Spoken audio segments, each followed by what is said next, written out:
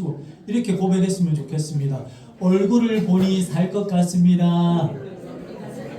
당신이 있어서 집이 참 행복합니다. 우리 교회가 행복합니다. 고맙고 사랑합니다. 예, 부부끼리 그러는 거 아닙니까? 예? 그러면 안 됩니까? 예. 오늘 같은 날 아니면 언제 하겠습니까?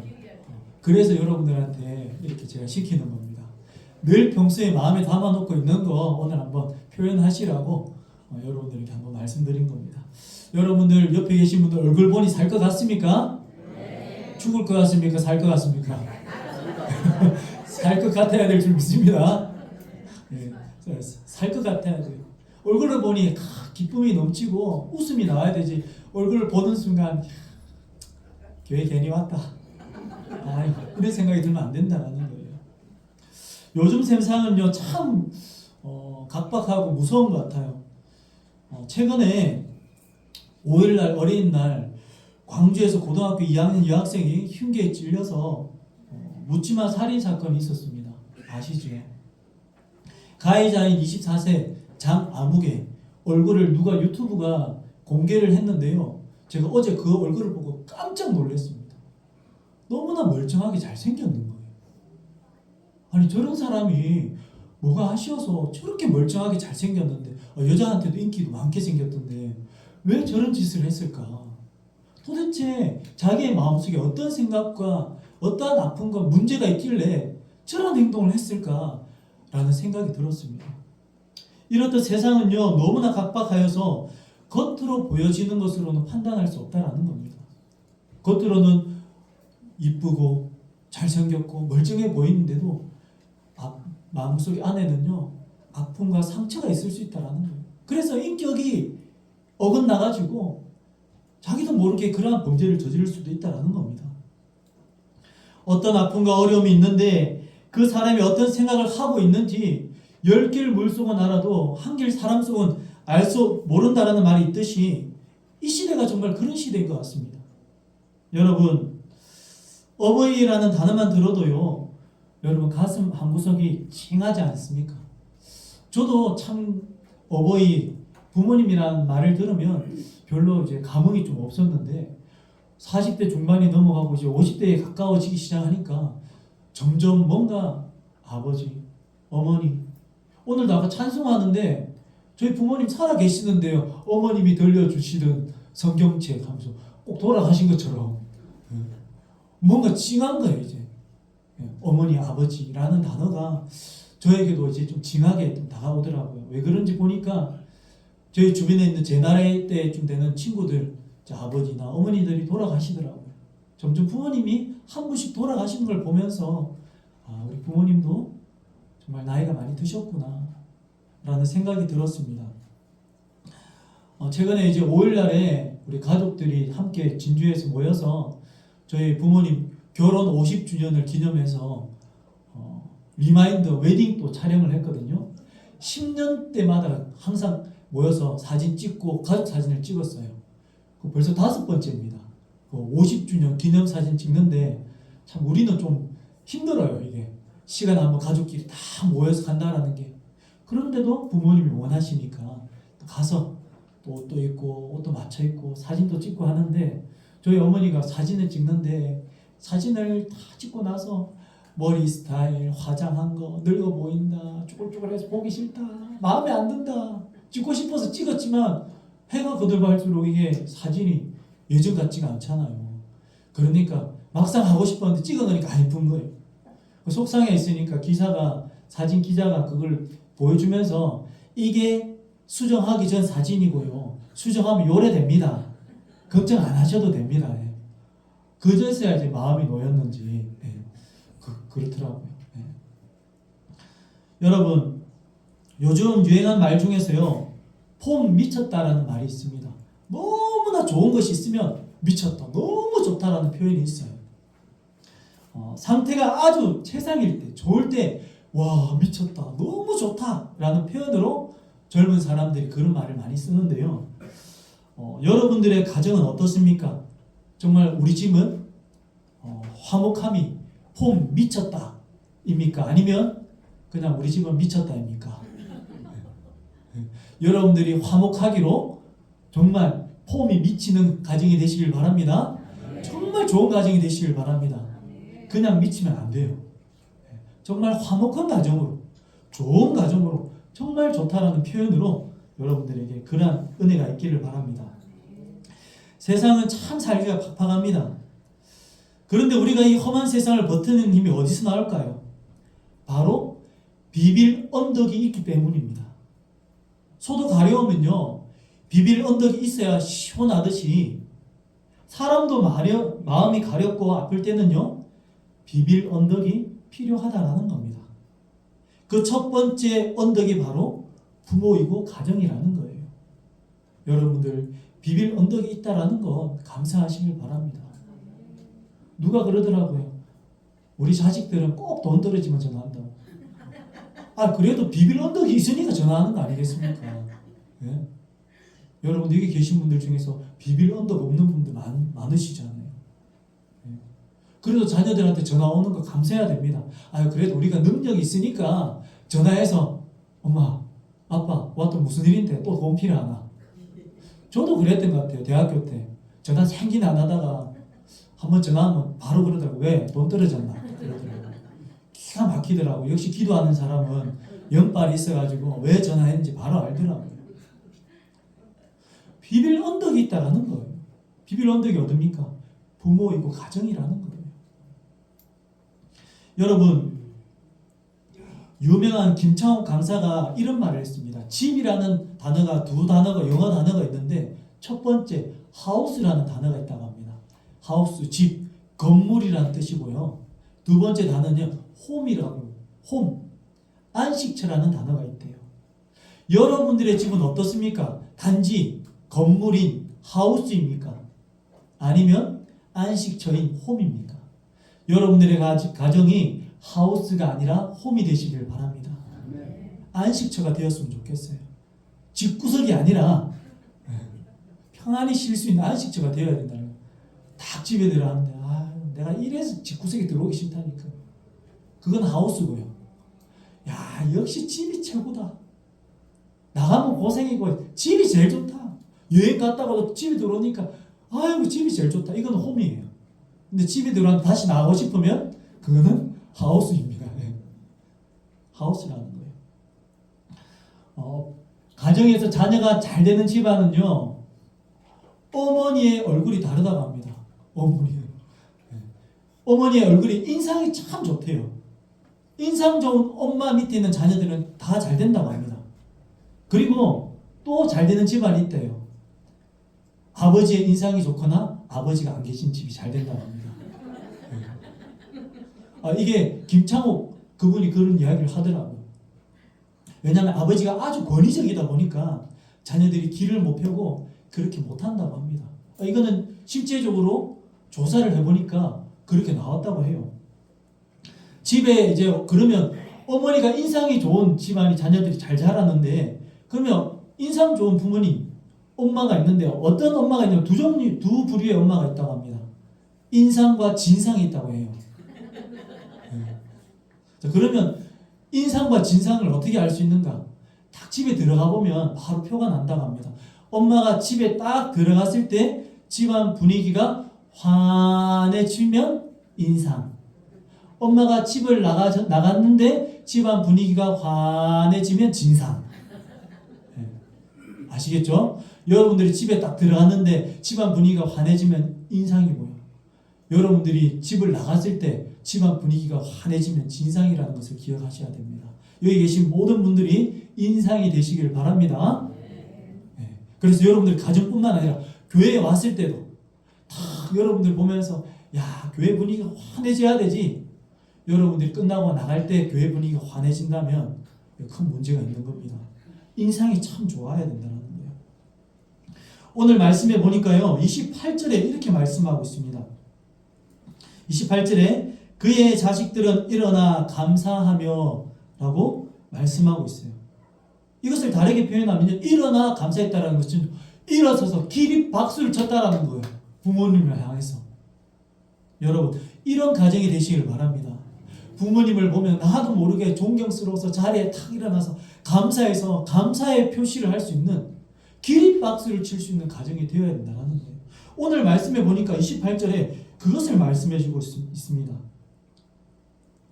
오은영 박사님의 상담 사례를 보면요, 아이들이 부모를 향해 마음의 문을 닫는 가장 큰 이유가 있다고 합니다. 그것이 무엇이냐면 바로 부모의 예측 불가능한 감정이라는 겁니다. 어제는 기분이 좋아서 허락해 줬는데 오늘은 기분이 나쁘다고 안 된다는 거예요. 어제는 되고 오늘은 안 되는 거예요. 보니까 어제는 기분이 좋았고 오늘은 기분이 나쁘다. 야, 하지 마, 그럼 안 돼.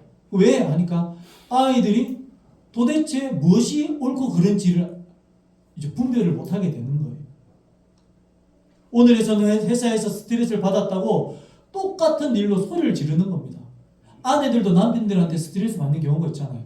평소에는 괜찮다가 어느 날 똑같은 일상인데도 갑자기 소리 지르거나 하면 아내들이 스트레스를 받는 거예요. 왜 그럴까요? 남편들이 무슨 안 좋은 일이 있었으면 그 감정이 고스란히 거기서 바로 표현이 되기 때문이에요. 이때 이와 같이 아이들의 영혼에요, 어제는 되었다가 기분이 좋아서 그래 해라 기분 좋은 날은 탁월하게 해주잖아요. 아이 그래 네 마음대로 해라 이렇고는 그 다음 날은 좀 기분 안 좋아. 네 왜 오늘 그거 왜 하는데? 하지 마라 그러는 거죠. 그러면 아이들이 억울함이 생기는 거예요. 아니 어제 된다 해서 오늘도 했는데 오늘은 또 안 된다. 도대체 무엇이 맞고 틀린가? 부모님에 대한 그러한 감정들이 쌓여있고 억울함이 쌓이면 신뢰감이 사라지게 된다는 거예요. 그러면 자녀들을 노엽게 하게 되는 거예요. 여러분, 많은 분이 성령 충만을 교회에서 방언 기도하는 것으로 생각하는 분들이 많습니다. 그런데 진짜 성령 충만은요, 집안 거실에서 증명이 된다는 겁니다. 집안에서 증명이 되는 거예요. 에베소서 5장 18절에 보면 술 취하지 말라. 이는 방탕한 것이니 오직 성령으로 충만함을 받으라 라고 하셨습니다. 그 다음에 무엇을 말하고 있냐면 부모와 자녀의 관계를 말하고 있는 거예요. 왜일까요? 감정에 취한 부모는요, 자녀를 죽이기 때문입니다. 여러분, 부모의 화는요, 자녀에게 있어서 모국어가 된다고 합니다. 자녀는요, 부모에게 언어를 배우게 되어 있어요. 그래서 자녀들이 좋은 사람을 만나서 결혼하기를 원한다면 부모의 언어 습관을 보면 알 수가 있다고 합니다. 왜요? 자녀는 부모의 언어 습관을 배우기 때문이에요. 그래서 영어로 모국어를 머덜텅이라 하잖아요. 엄마의 언어라는 거예요. 부모의 언어를 보고 배워서 자녀들이 말하기 때문에 긍정적인 말, 좋은 말 많이 하면요, 자녀들도 자연스럽게 긍정적인 말, 좋은 말 하지만 원망하고 불평하고 욕하고 하는 말을 많이 하게 되면 자녀들도 자연스럽게 배어있다라는 거예요. 그래서 결혼하면요, 아내한테도 똑같이 아버지가 했듯이 폭언을 하게 되는 거예요. 며칠 전에 아내랑 함께 국가에서 고유가 뭐 이렇게 지원금이 나와서 뭔가 볼일을 보러 갔다가 신발을 뭐 화장품을 사러 이제 잠깐 들어갔어요. 들어갔는데 뭐 통화를 하고 있었는데 제가 하다가 아내한테 뭐 몇 마디를 주고 받았는데 전화반도 옆에 좀 떨어져 있었는데 조금 있다가 아내가 와서 그런 얘기 하더라고요. 뭐 조금 전에 저기 화장품 가게 사장님이 아이고 두 분이 대화하는데 너무 참 보기 좋게 말을 주고받고 하는 게 너무 보기 좋다면서 우리 남편은 안 그렇다고 갑자기 그러더래요. 자기 남편은 말이 거칠고 욕도 하고 대화가 안 된다고. 그래서 참 부럽다면서. 그래서 저 몇 마디 주고받지도 않았거든요. 그런데도 참 그런 이야기를 하더라고요. 그러니까 가정 가운데 믿지 않는 가정이나 일반적인 가정에 보면 남편들 술도 좋아하고 욕도 많이 하고 가정에서 그렇게 하는 분들이 대부분 많은 것 같아요. 저는 그냥 우리 교회 다니는 분들은 다 그런 언어 쓰잖아요. 아닌가요? 다 그래, 우리는 그래 쓰잖아요. 그런데 교회 안 다니는 분들은 욕하는 게 일상이 되고 그러다 보니까 언성이 높아지고 욕도 많이 하고 하니까 별것 아닌데도 그걸 부러워하시더라고요. 그분은 전도를 해야 되겠다는 생각이 막 순간 들기도 하고. 여러분들, 이렇게 부모가요 순간적으로 화를 확 내버리면요 그 언어가 자녀에게 스며들어간다는 겁니다. 저도 최근에 아들한테 한번 소리를 꽥 지르고 막 이렇게 했는데 아직도 참 제가 좀 그때 참았어야 되는데 왜 그렇게 화를 냈을까라는 생각이 들더라고요. 후회가 참 됩니다. 여러분, 부모가 화가 날 때마다 폭발하면 자녀는요, 하나님을 만나는 것이 아니라 그 순간 공포를 느끼게 되는 거예요. 어렸을 때 부모님에 대해서, 아버지에 대한 공포를 느끼고 안 좋은 마음을 가지고 있는 사람은요, 교회에 나오면서 신앙생활 할 때도요, 하나님 아버지라는 좋은 표현을 말하면서 아버지는 이런 분이시다라고 설명을 해도요, 이해가 안 되는 거예요. 왜? 우리 아버지는 안 그랬거든요.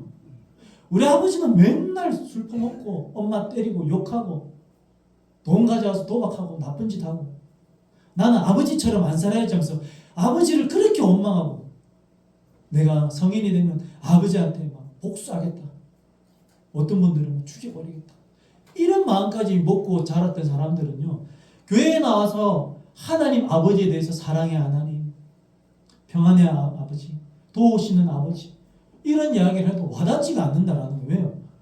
우리 아버지는 안 그랬으니까. 그 아버지한테 공포를 배웠다라는 거예요. 여러분, 신앙생활 하면서도 가정이 얼마나 중요한지 몰라요. 어머니, 아버지의 모습, 그것들이 신앙생활 하면서도 하나님 아버지를 어떻게 생각하느냐, 받아들이느냐, 그대로 적용이 된다라는 겁니다. 말, 행동, 보여지는 것 모든 하나하나가 자녀들에게 스며들어가서 좋은 영향을 끼칠 수도 있고 나쁜 영향을 끼치고 공포가 될 수 있다는 거예요. 여러분들의 훈육은 화를 내는 것이 아니라 가르치는 것이 되어야 됩니다. 아이가 잘못했을 때요, 또 남편이나 아내나 부모에게 순간적으로 화가 날 때에도 한 3초 정도 딱 참으시고 조금 누그러뜨리고 나서 이야기를 해야 될 것 같아요. 그리고 나서 아이에게 눈을 맞추고 단호한 목소리로 한번 말씀해 보십시오. 그 행동은 위험해. 너를 사랑해서 하는 말이야. 그건 옳지 않아. 라고 이야기해 주는 것이 필요하다는 겁니다. 저도 참 가부장적인 아버지 밑에서 자라서 그런지 아버지가 되게 단호하셨거든요. 저희 할머니도 그렇고. 어려서부터 개척교회를 하시면서 엇나가지 말라고 항상 단호하게 말씀하셨고, 때로는 소리도 지르시고 때로는 매도 많이 들었어요. 아버지가 목사님이시지만. 그런데 저도 모르게 어느 순간 화가 확 치밀어 오르면 아버지가 그때 욱했던 모습들이 탁 나오는 거예요. 나도 모르게. 평소에는 안 그렇다가 정말 어느 순간 딱 그게 한계치가 넘어가면 아버지가 그때 나한테 했던, 그때 매를 들고 막 심하게 했던 그것들이 나도 모르게 똑같이 행동을 하고 있는 거예요. 여러분들 보시기에 그렇게 안 생겼잖아요. 저는 세상 좋아 보이잖아요. 네, 쏟고 있는 겁니다. 평소에는 괜찮습니다. 저하고 안 살아봐서 모르는 거예요. 한 번씩 욱 하면요, 저도 제가 왜 이런지 모르는 거예요. 순간적으로 뒤돌아서고 나면 너무 후회가 되는 거예요. 왜 나에게 이런 모습이 있지?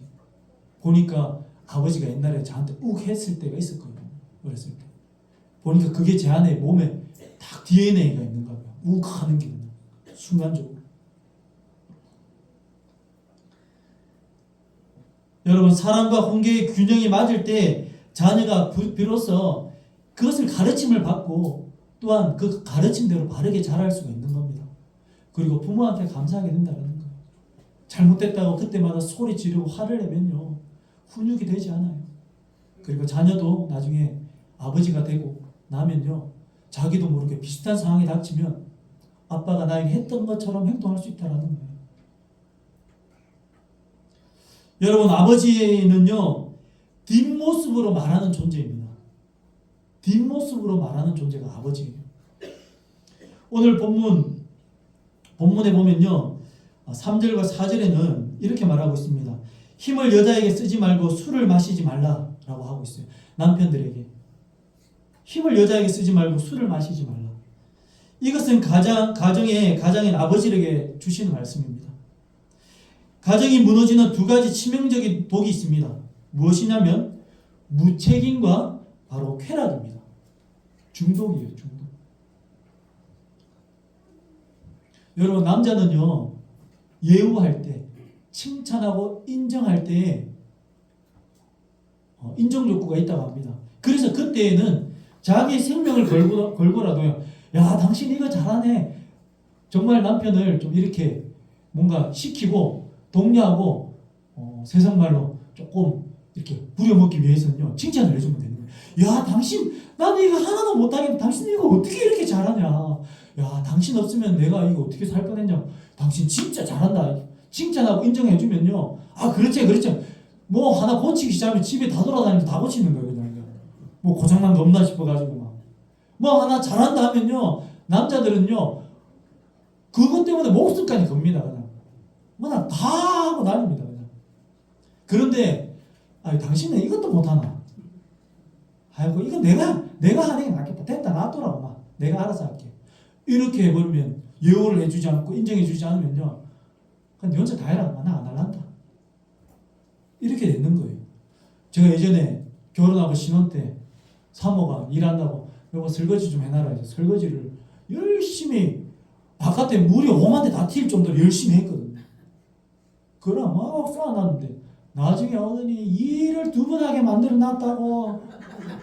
바닥에 물 오만데 다 튀고 행주는 빨지도 않고 이게 막 뒷정리까지 하고 물기 다 닦아내고 그릇도 요래요래 쌓아놔야지. 막 그러면서 막 자기가 막 두들거리면서 그걸 다시 하고는 막 행주 빨고 막 옆에 물 튄 거 다 닦고 그러면서 막 그러는 거예요. 그럼 하기가 싫더라고. 니 혼자 다 해라고. 나 안 한다. 시키지 마라. 그러니까 그래 안 시킬게. 이러더라고요. 여러분 좀 마음에 안 들어도 야 당신 진짜 열정적으로 했네. 나는 생기나면 물 안 튀는데 당신 얼마나 열심히 했으면 5만 원 다 물이 다 튄 거야. 이야 진짜 힘 보세요. 막 잘한다. 다음에는 요 끝에까지 요 정리도 하고 좀 닦고 요것도 이렇게 하면 더 좋겠다. 남는 힘으로 이거 행주도 빨고 옆에도 좀 닦으면 되겠다. 청소를 한번 돌려라 그래. 아 그러면 오히려 할 텐데 일을 투문하게 만들어 놓는 거. 하고 싶겠습니까? 예. 두 번 할 것보다 한 번만 하는 게 낫잖아요. 그래서 양보를 했어요. 그래. 네 혼자 다 해라 그냥. 여러분 남편을 인정해주고 칭찬해줘야 되는 겁니다. 그러면요 잘합니다. 예. 잘한다 잘하는 거예요. 아멘을 안 하시네요. 예. 여러분들 아버지는요 대접받고 싶어합니다. 자녀들에게 보여주는 여러분들의 뒷모습이 어떠한지를 점검해야 된다는 거예요. 아버지의 뒷모습으로 자녀들에게 이야기를 하는 겁니다. 앞에 서서 큰 소리 치고 이야기한다고 자녀가 듣는 것이 아니라 아무 말 안 해도 아버지의 뒷모습을 보면요 열심히 살아가고 일하는 모습, 집에서 어떻게 행동하는지 자녀들이 보지 않지만 다 보고 있다라는 거예요. 그리고 그 배운 대로 나중에 결혼하면 하게 되는 거예요, 아내한테. 그러므로 아버지는요 늘 자신의 뒷모습을 점검해야 됩니다. 자녀는 아버지의 입을 보지 않고 아버지의 등을 보고 자란다는 것을 기억하시길 바랍니다. 좋은 등을 보여주셔야 돼요. 성경에 나오는 욥을 보십시오. 그녀는 자녀들에게 잔치를 벌인 후에 다음 날이면 혹시 자녀들이 마음에 죄라도 지었을까봐 아버지가요 자녀의 수만큼 하나님 앞에 번제를 드렸습니다. 하나님 혹시 자녀들이 하나님 앞에 지은 죄가 있다면 용서해 주십시오. 그렇게 하나님 앞에 예배드리면서 자녀들이 죄를 짓지 않기를 늘 아버지가 욥이 행동했다라는 거예요. 자녀들이 그것을 보고 배우는 겁니다. 아버지는 가정의 제사장입니다. 돈만 벌어주는 ATM기가 아니라는 거예요. 자녀의 영혼을 위해 새벽에 무릎 꿇는 아버지의 뒷모습을 보고 자란 아이는요 절대로 빗나가지 않습니다. 자녀를 위해서 기도하는 아버지의 뒷모습을 본 자녀들은요 절대로 빗나가지 않아요. 그리고 그들도 아버지가 되었을 때 자녀들에게 그러한 뒷모습을 보여주는 아버지가 될 줄 믿습니다. 등을 보고 자란 아이들은 그 등을 본 대로 행동하게 되어 있다는 거예요. 아버지는 질서와 책임을 가르치는 존재입니다. 하지만 그 밑바탕에는요 어머니가 줄 수 없는 든든한 안정감이 있어야 된다는 거예요. 밖에서 아무리 힘들어도 현관문 앞에서 한숨을 크게 한번 쉬고 웃으면서 들어가야 되는 거예요. 힘들다고 죽상을 해가지고 문 열고 들어가면 아내가 탁 맞아들이다가 보고는 같이 죽상을 쓰는 거예요. 자녀들도 막 보고는 표정이 안 좋아지는 거예요.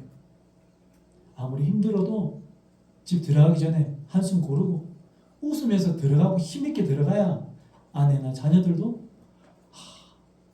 분위기가 밝아지는 거예요. 안 좋은 모습을 보이면요, 맨날 아버지는 힘들고 지치고 힘들다. 집안 분위기가, 아버지의 표정이 어두워지면 집안 분위기가 어두워지고 가라앉는 거예요.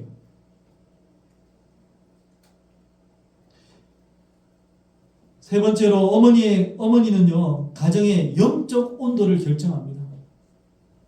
아버지의 뒷모습으로 등을 보고 자녀들이 자란다면 집안의 가정의 온도는요, 엄마가 책임지는 거예요. 따뜻한 가정은 엄마가 만드는 겁니다. 마치 따뜻한 밥을 해가지고 자녀들 또 남편에게 탁 대접하면 그것을 먹고 온기를 느끼듯이 가정의 온도는요, 엄마가 책임지는 거예요. 본문 10절에 현숙한 여인의 값이 진주보다 더하다라고 합니다. 현숙이라는 단어는요, 조신하다라는 뜻이 아니에요. 여기 쓰여진 단어는요, 히브리어로 하일인데 군대, 능력, 용맹이라는 뜻을 담고 있습니다. 다시 말하면 가정이라는 성벽을 지키는 강력한 여전사가 바로 아내라는 겁니다. 엄마라는 거예요. 엄마가 사실은 가정의 여전사라는 겁니다. 그래서 가정의 온도를 책임지고 있는 거예요. 남편은요, 누가 하기 나름입니까? 아내 하기 나름인 거예요. 남편이 돈을 벌어올지라도 그 돈을 가지고 가는 사람 누굽니까? 아내가 다 가져가는 거예요. 제 계좌번호는 그냥 경로입니다. 들어와서 다시 통과 지나가는 거예요. 지나갔다가 또 다시 용돈을 받는 거예요. 가정의 온도를 책임지고 가정의 여전사가 바로 엄마라는 존재라는 겁니다. 어머니라는 거예요.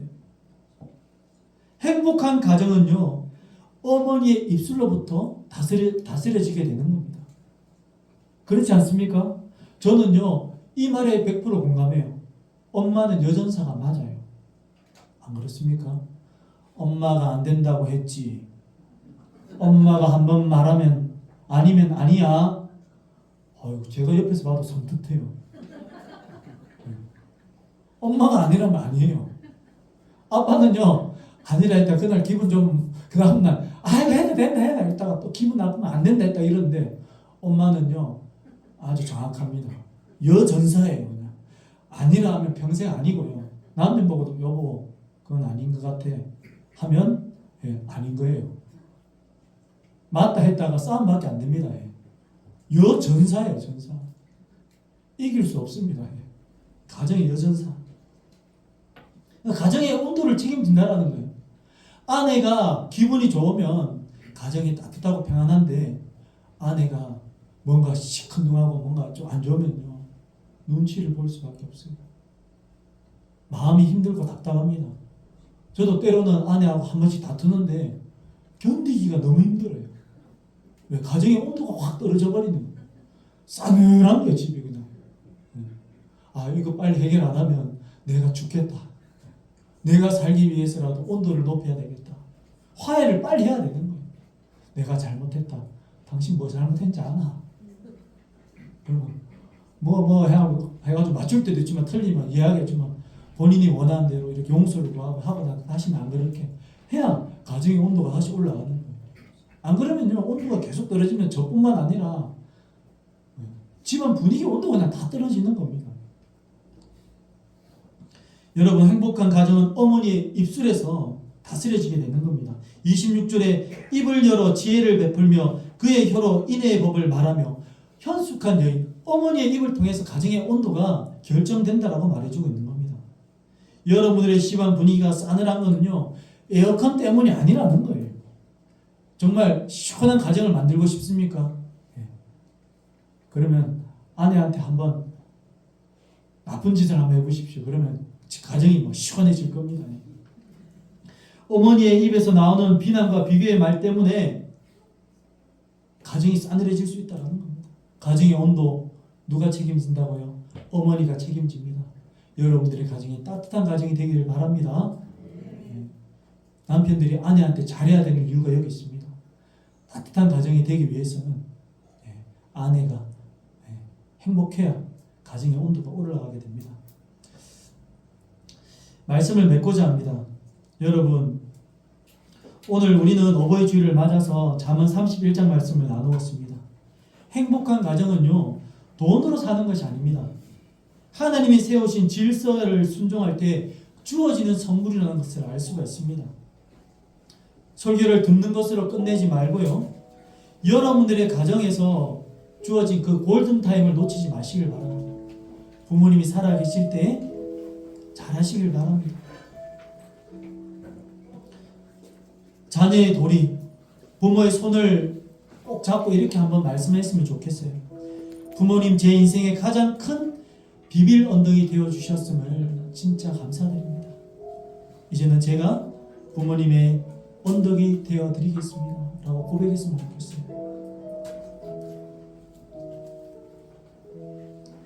자녀들이 부모에게 그렇게 고백하시길 바랍니다. 또한 부모는요, 자녀들을 안아주시면서 이렇게 고백했으면 좋겠어요.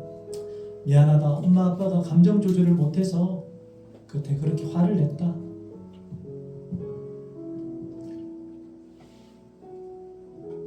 너에게 상처 준 거 미안하다. 용서해줘. 너는 나의 가장 귀한 선물이란다 라고 용서를 구하셨으면 좋겠어요. 오늘 밤 여러분들의 가정이 정말 하나님이 기뻐하시는 따뜻한 가정이 되기를 바랍니다. 자리에 한번 일어나셔서 우리 시간 아바 아버지 하나님 앞에 찬양하며 나가겠습니다.